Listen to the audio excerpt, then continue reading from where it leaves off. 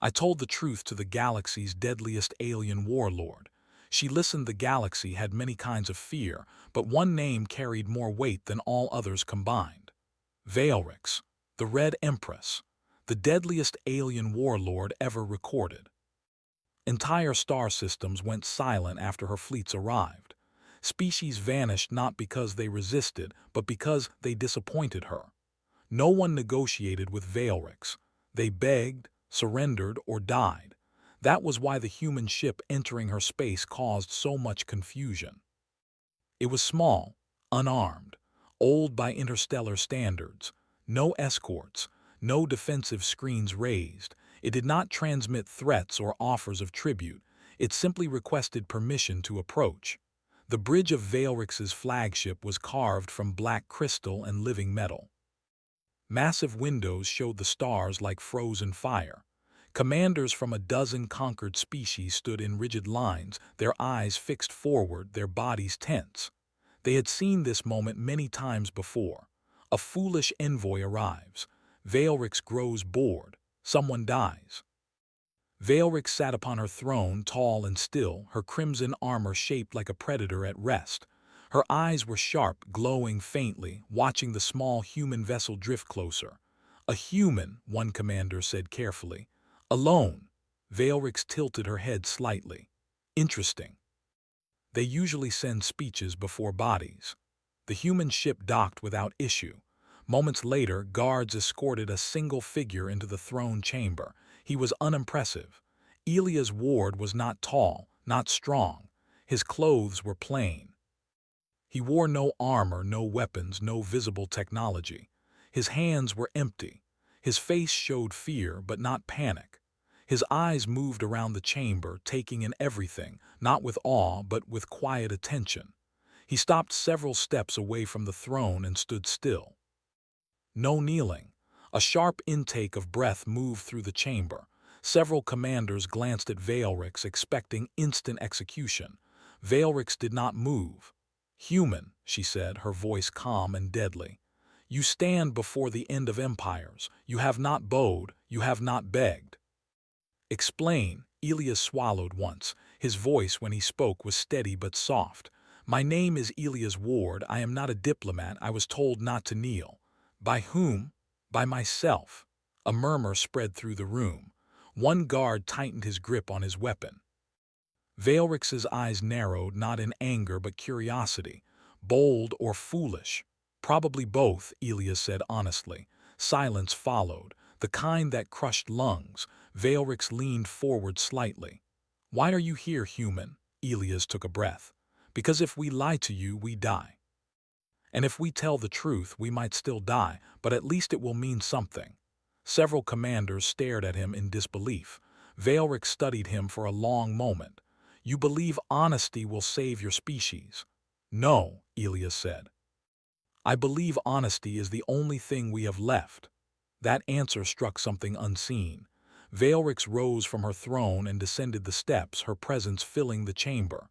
She stopped just a few feet from him, towering, powerful, deadly. "Tell me the truth, then," she said. "Why should I not erase humanity from the galaxy?" Elias did not answer immediately. He looked directly at her. "Because we are not a threat to you," he said. "And we never will be," gasps echoed. One commander stepped forward. "Empress, this is insult." Veilrix raised a hand. Silence returned. "You call your own species weak," she said slowly. "Yes. You admit inferiority. Yes. You understand what that admission usually earns. Yes." "Then continue." Elias exhaled. "Humanity is divided. We argue constantly. We make mistakes. We hurt each other. We fear extinction because we know we are fragile." Veilrix circled him slowly like a hunter.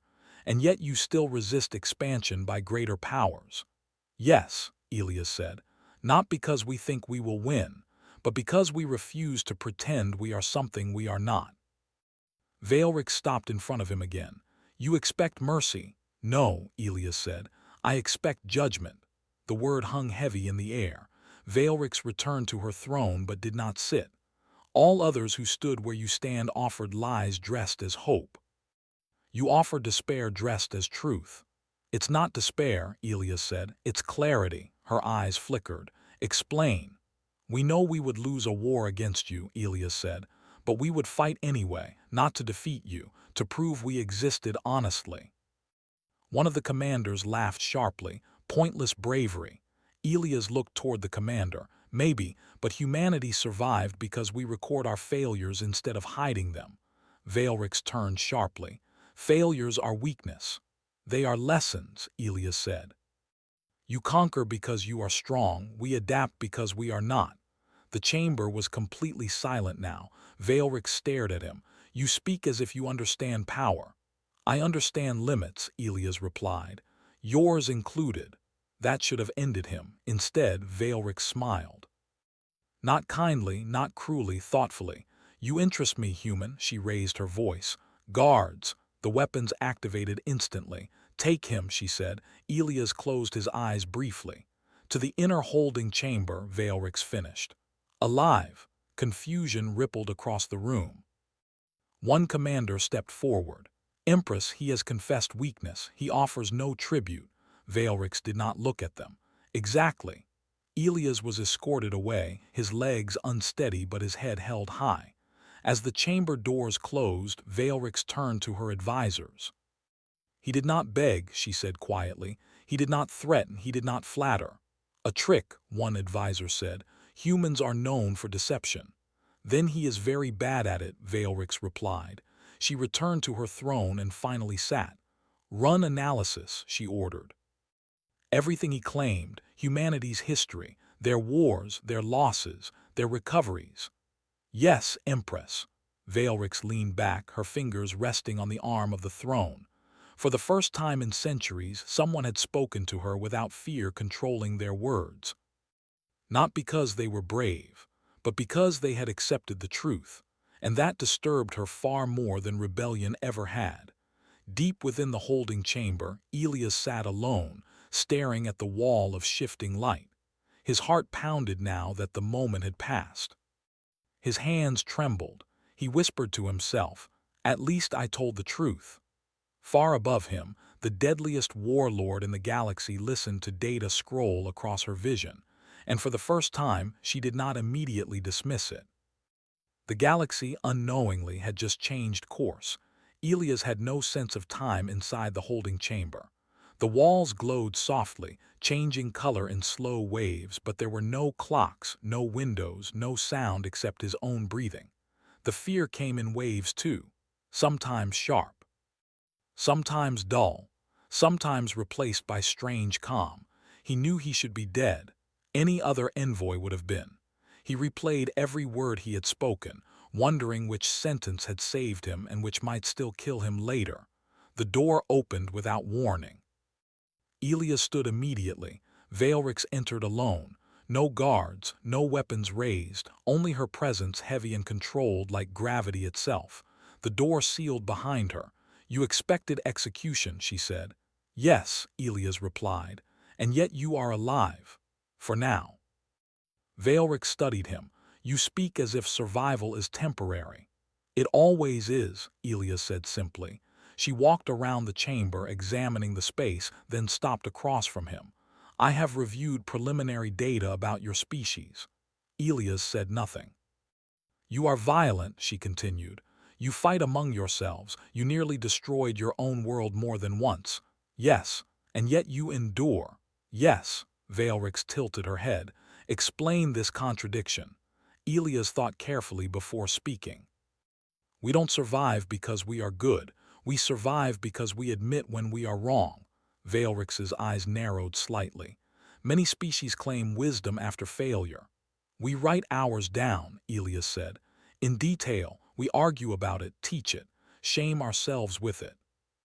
Shame is weakness. Shame is memory, Elias replied. Memory keeps us alive.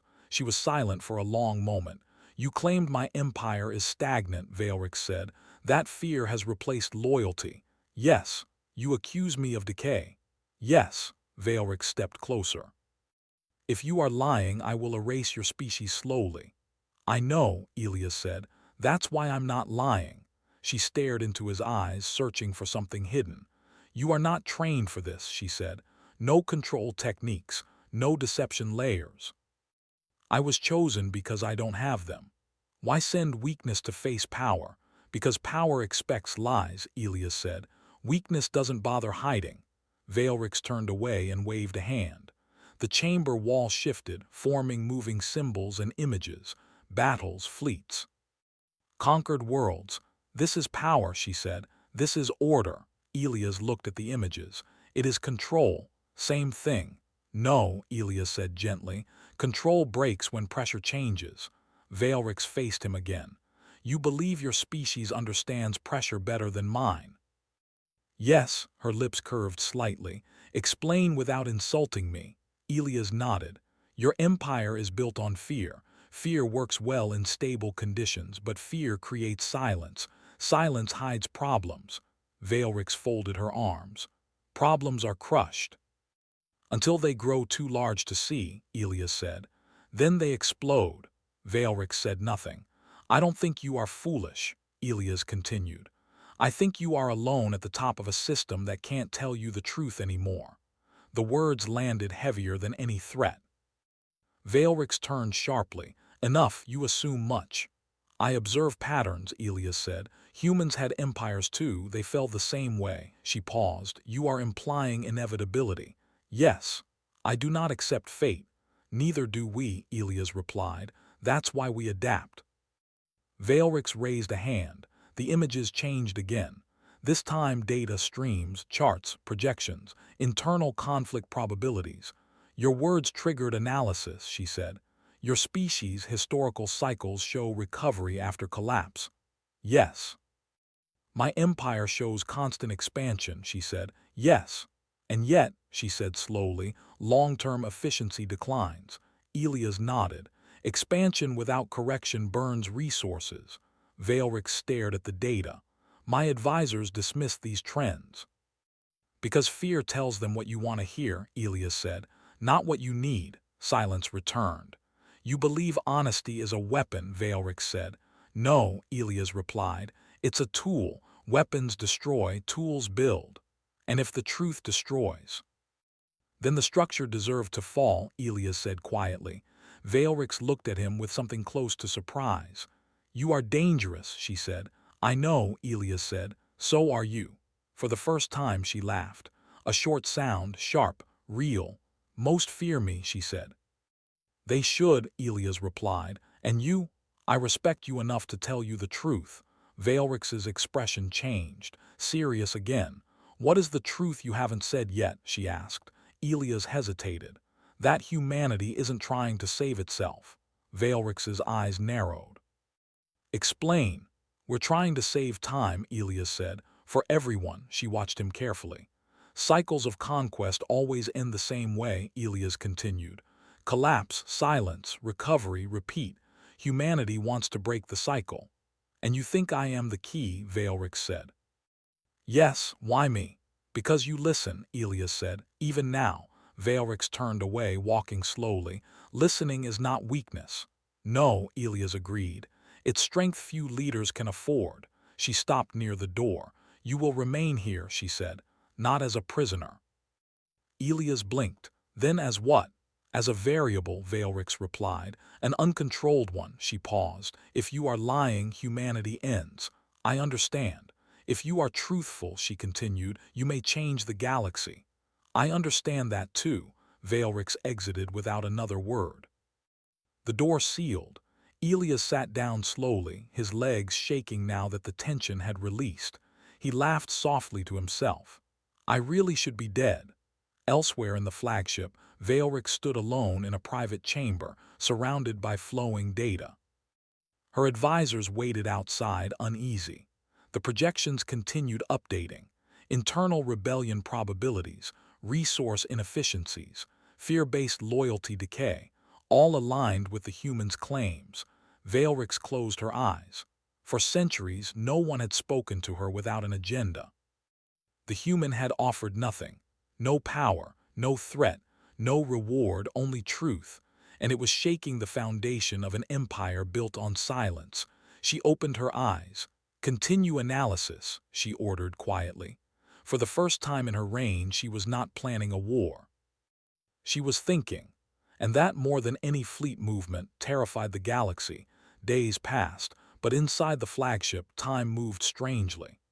Elias could not tell morning from evening, or even how many rotations the ship had made around the star it shadowed. The chamber where he remained was no longer a simple holding room. It had been transformed into a place of observation. Screens and data streams surrounded him now, showing countless patterns of war, trade, and diplomacy across the galaxy. Veilrix did not visit every hour anymore. Sometimes she appeared, sometimes she did not. When she entered, she did not command. She questioned. She asked for explanations, for interpretations, for simple patterns in human behavior. She expected no lies, and Elias gave none. Each conversation drew the Empress into thinking in ways she had not for centuries. She began to pause before decisions. She considered consequences instead of striking first. The advisors whispered among themselves, alarmed by the subtle change in their ruler. One morning, Elias heard footsteps approaching. Veilrix entered quickly, her usual storm of presence filling the room. Her crimson armor reflected the light of the data streams, making her appear even taller and more imposing. Elias rose, though he was beginning to realize that rising was now almost habitual, an automatic gesture of respect rather than fear. The rebellion in Korath Prime is gathering strength faster than predicted, Veilrix said. Her voice was calm but sharp, carrying a weight that could bend iron. They believe the humans are behind the strategic delays. They spread rumors of weakness. They believe correctly, Elias said. You paused. You listened instead of attacking. They will see that as hesitation. They will test you. Veilrix's eyes narrowed slightly. And you believe that this testing can be controlled. Only if you understand what they fear, Elias said. They fear inefficiency more than defeat. You have been untouchable for centuries. Your unpredictability terrified them, but now that you pause, they see an opening. They will probe it. Veilrix considered this, pacing slowly in front of the holographic display. Then I must appear strong even when I hesitate. Yes, Elias said. Your strength is not only in conquest, it is in your perception. She stopped, staring at him. You think as if you are already part of this empire, and yet you are an outsider. I am, Elias said, but that makes my view clearer. You do not have to hide what you see. I do not want power here. I only want survival for those who can adapt. Veilrix raised an eyebrow. You speak as if humans are superior to my warlords. I speak as if humans can survive even when inferior, Elias said. You can learn from that. For a moment, Veilrix said nothing. The room hummed with the quiet noise of systems and data. Then she spoke, her voice lower. Perhaps survival and power are not always the same. Perhaps I have measured them incorrectly. Elias nodded. Many empires collapse because they confuse fear with loyalty. You are feared. That is true. But you are not always obeyed, not fully.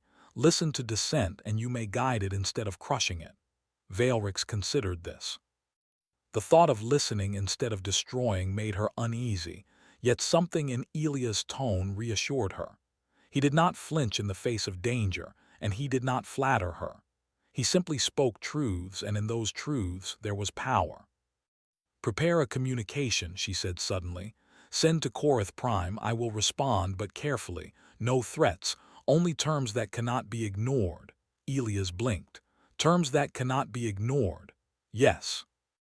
Terms that make them understand they cannot win by underestimating me, but also terms that do not provoke unnecessary war. You can do that, Elias asked. Without attacking, Veilrix's gaze was sharp. I am learning. The human smiled slightly. Good. Then the galaxy might survive today. The following hours were tense. Elias watched as Veilrix's advisors argued openly for immediate retaliation.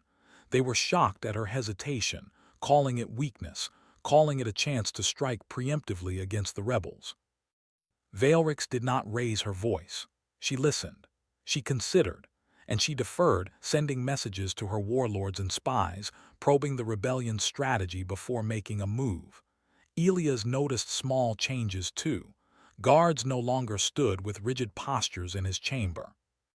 They seemed to relax slightly, sensing a shift in the Empress's moods. He realized that even small pauses in Veilrix's command radiated outward, influencing everyone under her control. Fear, once the only motivator, was now mixed with curiosity. Hesitation was strange but effective. Late one night, Elias was allowed into the data hall, a place he had only observed from a distance before. Screens floated in midair, projecting star systems and fleet movements in real time. He walked among them, his fingers brushing holographic panels, interpreting the patterns. A warlord approached him there.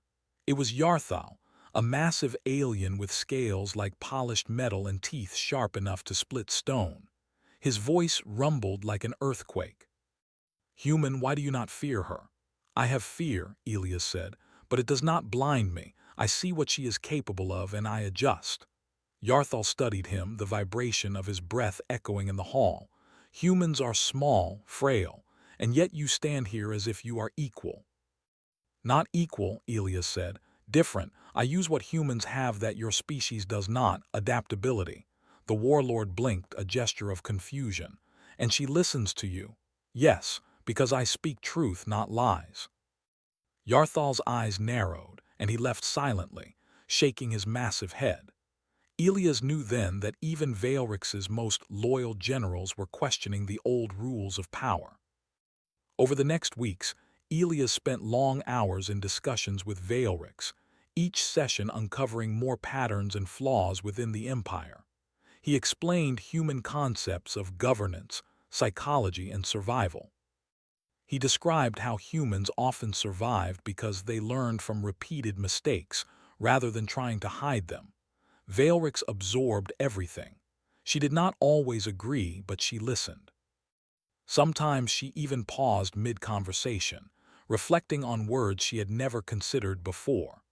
Advisors whispered, noting how the Empress had begun to consult a human as if he were an equal, though she would never admit it aloud.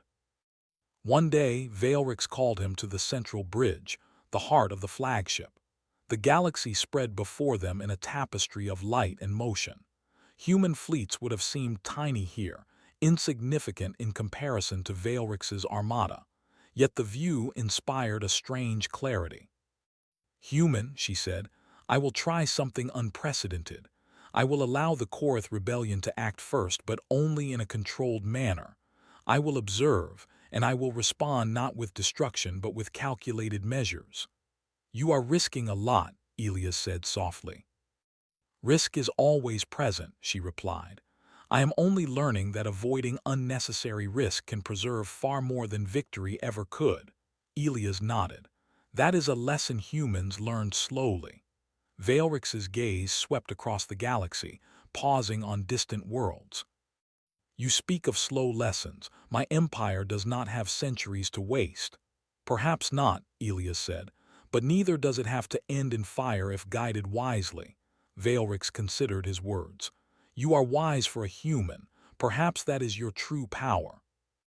They spent hours observing the rebellion's movements and strategizing responses. Veilrix allowed communications to flow, offering strategic guidance to warlords loyal to her, instructing them in ways that minimized loss while reinforcing her authority. For the first time in her career, she did not rely on fear alone. She relied on insight, reflection, and controlled patience. The results were remarkable. The rebellion tested her, as predicted, but found themselves facing strategic traps they could not anticipate. Minimal loss of life occurred on both sides, and Veilrix's strength appeared unbroken. Her advisors, previously eager to crush any sign of hesitation, began to see the wisdom in calculated patience.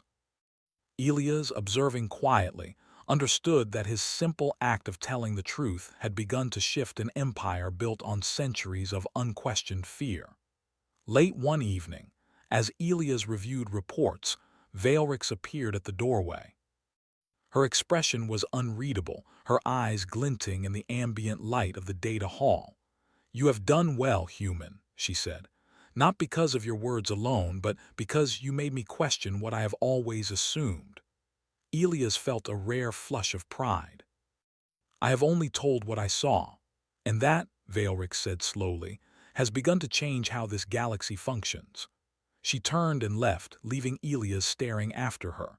He realized something important. Survival was no longer about fleets, weapons, or fear alone. Survival could be guided by clarity, honesty, and understanding. And for the first time, he believed humanity might have a role in shaping the galaxy not through conquest, but through insight. In the following days, communications continued. Warlords and spies, previously ruthless and inflexible, were subtly influenced by messages that now carried both truth and controlled power. Korath Prime's rebellion began to falter, not because it had been defeated in battle, but because its leadership underestimated the patience and intelligence of the one they considered unstoppable. Elias observed silently, guiding decisions without ever holding a weapon, without ever commanding fleets. His influence grew not because he demanded it, but because the deadliest warlord in the galaxy had chosen to listen. One morning, Veilrix entered his chamber unexpectedly. She did not sit, did not speak immediately. Instead, she watched him quietly, her gaze intense and calculating. "You are teaching me patience," she said finally, "something I thought I would never need." "And you are learning," Elias said, "not from fear but from understanding." Veilrix's eyes softened slightly. "Perhaps humanity is not so weak after all. It has always survived," Elias said quietly, "even when it seemed impossible." Veilrix considered his words. For centuries, she had conquered countless species. She had thought she understood power in its entirety. Yet here was a human, small, fragile by her standards, teaching her lessons she had never imagined. "You may leave this chamber for brief periods," she said. "Observe freely, continue advising. But remember, your safety is not guaranteed." Elias bowed slightly. "I understand." Days turned into weeks. Weeks turned into months. Elias watched fleets move, battles almost begin, and negotiations unfold. Each day he noticed subtle changes in the Empress. Her decisions became more calculated, her pauses longer, her consideration deeper. Advisors whispered more cautiously, warlords acted more strategically, and even the galaxy's perception of Veilrix began to shift. The Empire was not weakened, it was transformed. And all of this had begun with truth. Elias realized that his presence and his unwillingness to lie had planted a seed.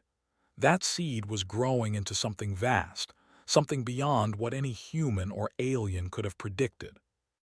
The deadliest warlord in the galaxy had begun to hesitate, to reflect, and in that hesitation the future of entire systems shifted.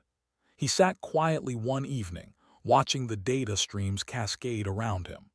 Veilrix entered the room, her steps silent, yet commanding. She stopped near him and spoke softly, almost to herself. "You have made me see what I never wished to see, and yet I cannot ignore it." "You do not have to," Elias said. "You only have to act wisely." Veilrix studied him, her gaze intense. "And if I fail?" "Then the galaxy adapts," Elias said. "Humans always do." For a long moment she said nothing. Then she turned and left, leaving Elias surrounded by the hum of machines and the glow of stars. He realized with a quiet satisfaction that the course of history was shifting, not by weapons, not by terror, but by the simple act of speaking the truth. And that was only the beginning. The galaxy watched, but few realized what was happening. The Red Empress, Veilrix, was changing. Her empire, once ruled by fear alone, was beginning to operate differently. Orders were slower, yes, but they were also more precise. Advisors who had long demanded immediate action found themselves questioning, second-guessing, even deferring to the human who had spoken truth into the heart of the deadliest warlord in history. Elias spent long hours observing fleet movements, intelligence reports, and diplomatic communications. He no longer stayed confined to a single chamber. Veilrix allowed him to roam, to witness the workings of her empire. He walked through corridors filled with alien officers of every species imaginable. They all stared, some with curiosity, some with suspicion, and some with thinly veiled fear. Yet none dared interfere. The Empress had chosen to listen to him, and that choice carried the weight of her authority. One morning, a massive alert sounded throughout the flagship. The rebellion on Korath Prime had mobilized. It was larger than predicted. They were moving fast, intending to seize key orbital platforms and disrupt supply lines. Veilrix entered the observation deck, Elias following, and looked down at the galaxy sprawling beneath them. The ships of her fleet gleamed like shards of red crystal against the blackness of space. "Human," Veilrix said, her voice even but sharp. "The rebellion tests me sooner than I hoped. They see hesitation as weakness. Do you see a way to respond without destruction?" Elias studied the tactical maps. "Yes, but it requires restraint, coordination, and trust in those you command. You cannot strike them directly. You must guide your warlords to cut off their advantages while leaving them room to act." Veilrix's eyes narrowed. "You speak of indirect strategy, manipulation without threat. Yes, show strength but not cruelty. They will respect you more for it." Her lips pressed together. "And if they ignore your guidance, then the galaxy will teach them lessons without excessive bloodshed," Elias said. "Humans survive because we choose when to fight and when to endure." Veilrix moved closer to him. "You speak confidently for a species so weak." "I speak truth," Elias said simply. "That is all."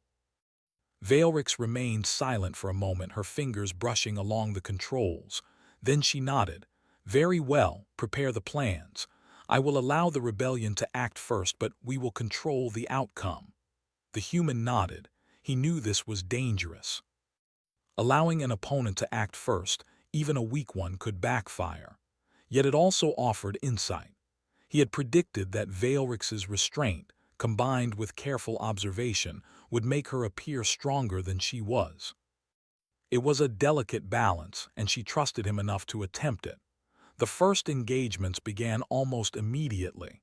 Rebel forces advanced, expecting minimal resistance. They were confident, armed with intelligence gathered by spies who believed the Empress had lost her ruthlessness. Yet as they moved, Veilrix's forces, guided indirectly through strategic instructions, subtly cut off supply lines and reinforced key positions. Rebel commanders found themselves trapped by patterns they could not predict. At the same time, no fleet fired without purpose, no soldiers were slaughtered unnecessarily.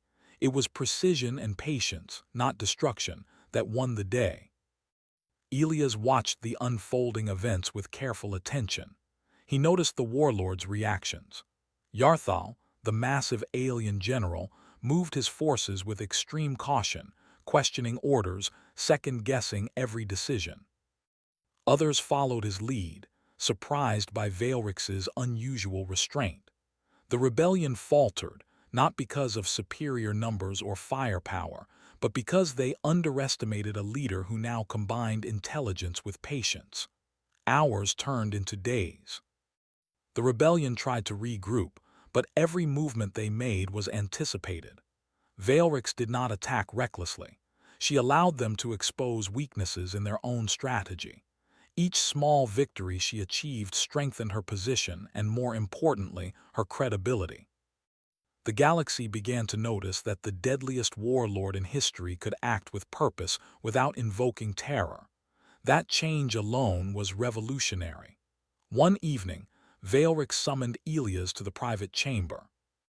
She had removed her armor, wearing simple ceremonial attire that made her look almost human in stature and presence. Elias had never seen her so unadorned. She studied him carefully. "You have done well," she said, her voice quieter than usual. "The rebellion is losing ground. Yet no major destruction has occurred." "That was the plan," Elias said. "It proves that control can be stronger than fear."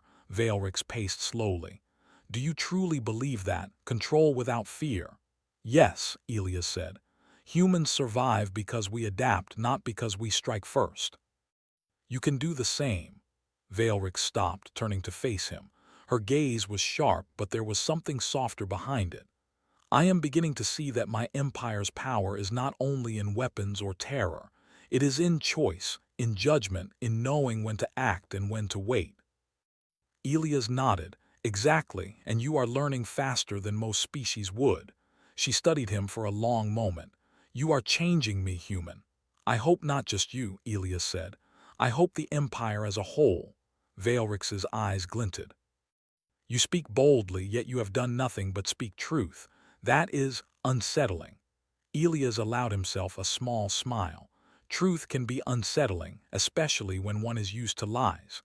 The following days brought more reports of rebellion movements. Some rebel leaders attempted desperate attacks, hoping to regain momentum.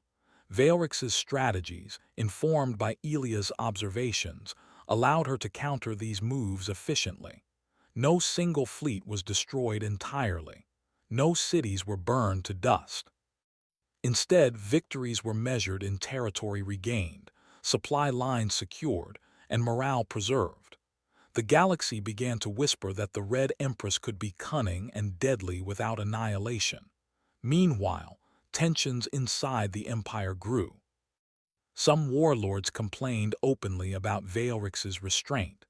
"We are the Red Empress's generals," one said, pacing before her throne. "Our duty is to destroy weakness, not observe it. If we continue to allow hesitation, the rebellion will grow and our authority will crumble." Veilrix did not raise her voice. She merely observed, then spoke calmly. "Haste and cruelty are not always strength. Observe the results before judging. Adapt and the Empire thrives." The generals muttered among themselves, clearly unsettled. They were not used to being questioned or being guided by someone who did not threaten, flatter, or intimidate. Yet the results were undeniable. Their forces remained strong. The rebellion weakened. Their empire endured. One night, Elias walked the corridors alone, thinking about how far the galaxy had shifted in only a few weeks. Ships that had once struck fear into systems now moved with precision rather than panic. Spies and diplomats began to observe the Empress's restraint, unsure whether to exploit it or respect it. The galaxy's perception of Veilrix was changing in subtle ways that would have profound consequences for decades. He entered the observation deck to find Veilrix waiting, staring at a distant star system. "You have done well," she said again, but this time with a tone of genuine respect. "The Empire listens now in ways it never did before. Fear is still present, but it is tempered. Insight guides decisions instead of instinct alone." "I am glad to hear it," Elias said. "The galaxy is more stable now, and it will continue to be if you maintain control." Veilrix turned to him. "You speak of stability, and yet humans are so fragile compared to my species." "Strength is not always physical," Elias said. "It is in perception, adaptation, and survival. Those are traits you can use." She considered his words, the faintest smile forming. "Perhaps I have underestimated what you humans can teach me." The following day, a new challenge arose. An allied species, observing Veilrix's restraint, attempted to negotiate favorable terms for themselves, believing her empire to be weakened. Veilrix called Elias to the strategic chamber. "They test me now," she said. "They see hesitation as opportunity. They see what you allow them to see," Elias said. "You control their perception, guide them carefully." Veilrix studied the maps, her fingers tracing fleet positions. "I can act without bloodshed." "Yes," Elias said. "You can show strength without crushing them. You can win by shaping behavior rather than destroying it." Veilrix nodded slowly. "Then we proceed as you suggest." Elias spent hours helping her design responses. He considered the psychology of the allied species, their expectations and fears. Veilrix listened, sometimes questioning, sometimes reflecting. When she finally issued her orders, it was not a command born of fear, but of understanding. The allied species complied, not because they feared annihilation, but because they respected precision and control. Elias smiled quietly, realizing that this was the kind of victory that shaped empires without fire. As weeks turned into months, the empire shifted more. Advisors who once whispered constantly about rebellion and threats now debated subtle strategies, inspired by Veilrix's restraint. Fleet movements became less predictable yet more effective. Spies reported back with data, not deception, because honesty became more valuable than cunning. Elia's presence, small and unarmed, reshaped the behavior of the deadliest warlord and her entire hierarchy. Veilrix, in private moments, would walk the corridors and watch the human interact with the Empire. She saw respect, subtle influence, and calm logic in his movements. She realized that the power of one honest voice could ripple through centuries of tradition and fear. She had conquered countless worlds, but this human had conquered something far more elusive: her trust, her curiosity, and her willingness to listen. Elias sat one evening in the observation deck, the galaxy stretching endlessly before him. Veilrix joined him silently, leaning on the railing. For a long moment they watched the lights of distant star systems. No words were needed. The galaxy was still vast and dangerous, but for the first time in centuries, the Red Empress did not plan destruction. She planned guidance, patience, and careful observation. "You have changed the course of my empire," Veilrix said quietly. "Not entirely," Elias said. "You still command it, I only gave perspective." "You gave more than perspective," she said. "You reminded me that control and fear are not the same. That strength can be tempered. That patience can be as deadly as fire." Elias nodded. "The galaxy will adapt. Your empire can guide it without crushing it." Veilrix looked at him, her eyes reflecting starlight. "Perhaps humanity is not so insignificant after all." "No species is," Elias said softly. "Only those who survive, adapt, and speak truth." They watched the galaxy together, knowing that the coming weeks would test every lesson learned. The rebellion had been weakened, alliances had been influenced, and the empire was no longer ruled by fear alone. Yet challenges would continue. Warlords would test boundaries. Other species would probe for weakness. But now, Veilrix had something she had never possessed before: insight guided by truth. And humanity had found its place not through fleets or firepower, but through honesty. And that truth, once spoken, had changed everything. The galaxy had grown quiet, but it was not peace that brought the silence. It was attention. Systems and species that had once trembled at the mention of Veilrix's name now watched, waited, and wondered what the Red Empress would do next. Her empire remained strong, her fleets vast, but the rhythm of her actions had changed. No longer did she strike first with terror. Now she observed, calculated, and guided. And at the center of this transformation was a human who had refused to lie. Elias Ward moved through the corridors of the flagship with a calm that belied the storm outside. Reports poured in from systems that had been destabilized for decades.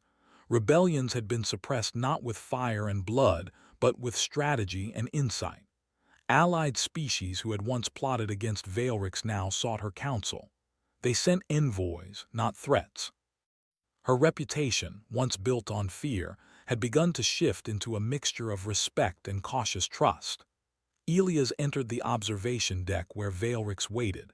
She had removed her armor again, standing tall but unarmed, her presence commanding yet approachable. The stars reflected in her eyes, a galaxy of light stretching endlessly before them. "The systems we allowed to act first are stabilizing," Elias said. "The rebellion on Korath Prime has surrendered key positions without a major conflict. Other factions are reconsidering aggression because they understand restraint does not equal weakness."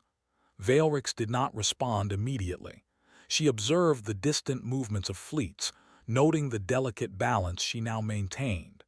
"It is remarkable," she said finally, "that a single species could teach me patience, foresight, and subtlety. Humans are persistent. We survive, Elias said quietly. Not because we are strongest, but because we adapt, because we learn faster than we fight. That is what you are learning as well. Veilrix's gaze softened slightly. Perhaps, or perhaps I am learning that even the strongest can benefit from honesty. Even the deadliest ruler can change. Over the following weeks, Elia's guidance became more strategic, yet it never relied on violence for dominance. Rebel leaders, once ready to ignite war across star systems, found themselves negotiating, compromised by logic rather than fire. Veilrix directed her warlords to act with precision, to control the rebellion's options, and to minimize losses. Each move she made demonstrated strength tempered with wisdom. The galaxy began to whisper, not in fear, but in awe. One day, Elias was summoned to a council with the most senior warlords and advisors of the Empire. These were beings who had commanded fleets, conquered worlds, and enforced obedience through terror. They looked down at him, some with disdain, some with curiosity, and a few with grudging respect. Veilrix, as always, remained silent at the center. "The human guides our decisions," one warlord said bluntly. "We are told to trust his judgment, yet he has no fleets, no armies, no power in the conventional sense. How is this possible?" Veilrix's voice was calm, her authority absolute. "He does not wield conventional power. He speaks truth. Truth is more dangerous than any weapon, and it shapes loyalty in ways conquest cannot." The room fell silent. For centuries, they had obeyed because they feared death or defeat. Now they obeyed because they understood insight had value. That was a change more profound than any battle could achieve. "Then we follow his guidance," another warlord said finally. "If the Empress trusts him, we do as she commands." Veilrix nodded. "That is all that is necessary." Elias spoke carefully. "Observe outcomes, adjust. Remember that strength is not only measured by what you destroy, but by what you preserve." In the following months, Veilrix's empire transformed quietly but unmistakably. Territories once lost to rebellion were brought under control without bloodshed. Supply chains were stabilized, trade networks strengthened, and spies and envoys began reporting with honesty rather than deception. Elias noticed how warlords who had previously relied on terror to command respect now guided fleets and systems with strategy, efficiency, and foresight.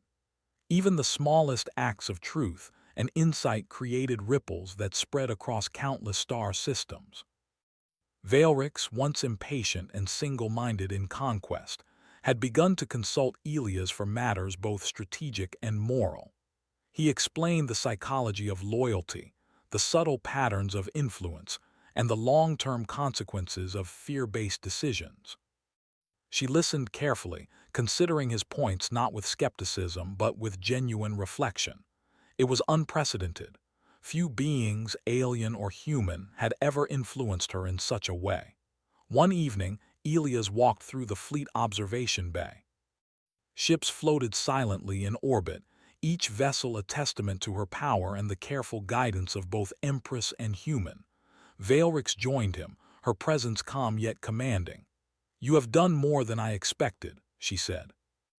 "Not just with the rebellion, but with the perception of the Empire itself. The galaxy watches us differently now."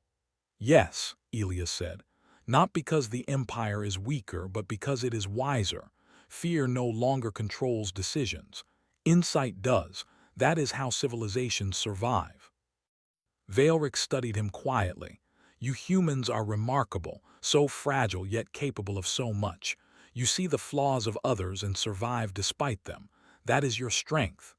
"Humans have always adapted," Elias said. "Even when we seem small or weak, we endure. That is what allows us to guide even the strongest." The galaxy soon began to respond. Other species, observing Veilrix's restraint and newfound wisdom, sought alliances rather than war. Trade routes opened. Communications became more reliable. Diplomacy, guided by understanding and not intimidation, slowly began to weave together disparate civilizations. Elia's influence, though subtle, had reached far beyond the flagship. The rebellion on Korath Prime finally capitulated completely. Their leaders were brought to negotiation tables, not execution chambers. Veilrix allowed them to maintain limited autonomy, contingent on loyalty and cooperation. It was a demonstration of strength and mercy, and it shocked many who had expected devastation. Elias watched the final agreement unfold.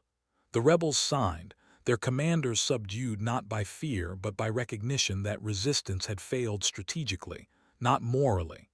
The victory was quiet, clean, and effective, a hallmark of the strategy he had helped craft. Veilrix turned to him afterward. "You have guided me through events that would have crushed lesser empires, and yet no great bloodshed has occurred. How do you measure such a victory?" Elias considered for a moment. "Victory is not only in destruction. It is in the survival of systems, people, and ideas. The galaxy remembers efficiency, patience, and insight. Those who survive with their knowledge intact shape the future more than those destroyed by power." Veilrix nodded, a rare softness in her expression. "Then humanity's truth is indeed dangerous, and perhaps necessary." Months turned into a year. Elias' role, while advisory, became legendary within the Empire. Commanders respected him, warlords consulted him, and even spies learned to report honestly because Veilrix had chosen to reward truth rather than concealment. The Empire was stronger than ever, yet no longer relied solely on terror. The galaxy was more stable, yet still full of challenge, and humanity, through a single envoy, had left a mark far beyond what any fleet or weapon could achieve. Elias often reflected on how simple it had been. He had spoken truth to power. He had done nothing else.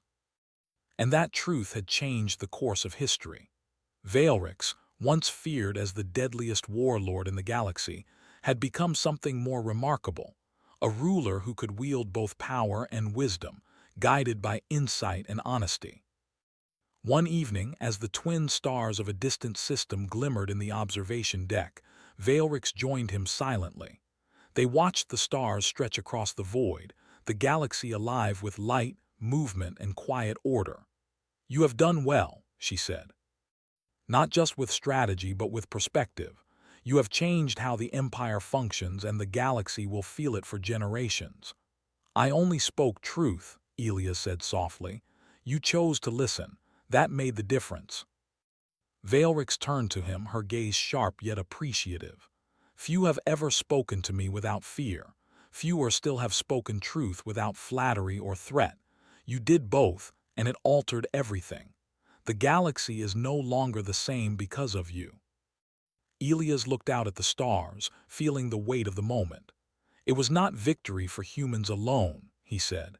"It was a victory for clarity, for honesty, and for the idea that strength comes not only from firepower but from insight." Veilrix nodded. "Perhaps the galaxy is learning what humans always knew, that survival, guidance, and truth are far more powerful than conquest alone." For the first time, she allowed herself a small smile. Elias realized that the galaxy's most feared ruler had begun to respect humanity in ways that no fleet or weapon could command. And that respect would ripple across the stars for decades to come. The rebellion had ended, alliances were stabilized, and the Empire had strengthened not through terror, but through wisdom. Warlords acted with caution and precision, influenced by insight rather than fear. Species once divided began to communicate and negotiate with care. Humanity, though small in number, had shaped events far beyond expectation. They had spoken truth to power, and the galaxy had listened. Elias stood silently, the hum of the flagship around him, the stars beyond, and Veilrix by his side. He realized something remarkable. The most dangerous thing in the galaxy was not the largest fleet, the deadliest weapon, or the cruelest warlord. It was truth, wielded carefully and without fear. Veilrix placed her hand briefly on a console, staring at the vast galaxy with new understanding. "Perhaps the future will be brighter than I ever imagined." Elias nodded. If truth continues to guide power, it can be. The galaxy had changed. The deadliest warlord had listened. And humanity, through a single voice and unwavering honesty, had found a place in history that no conquest could have earned. The stars stretched endlessly before them, and for the first time in centuries, the future was full of possibility. And that was only the beginning.